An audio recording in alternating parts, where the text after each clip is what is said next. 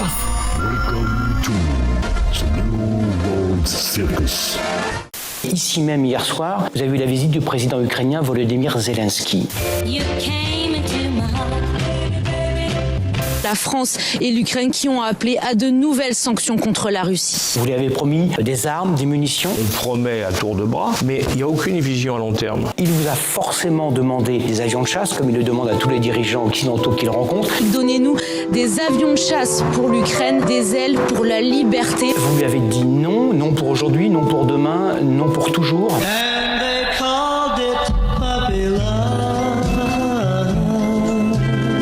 Non, il y a toujours la même ligne. La ligne de notre défense nationale. Aider l'Ukraine à résister et maintenant se joue beaucoup. Il faut savoir que la guerre arrive. Il ne faut pas avoir peur. C'est un avenir européen. Le succès de cette contre-offensive sera déterminant pour la capacité à bâtir une paix durable. Aujourd'hui, la civilisation est de nouveau à un tournant décisif. C'est pas la guerre la Russie, on aide l'Ukraine à résister. C'est plus du en même temps, c'est de la schizophrénie. I want everybody to stop dying. Le président Volodymyr Zelensky va donc recevoir dans quelques instants ce prix Charlemagne. Qui a eu cette idée folle un jour d'inventer l'école? C'est ce sacré Charlemagne. Sacré Charlemagne.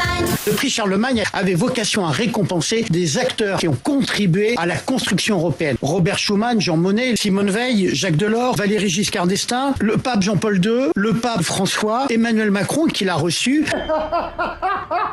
Ce qui frappe quand on questionne les Français de toutes opinions politiques et quand on leur demande d'accoler un adjectif à Emmanuel Macron, ils disent « il est méprisant ».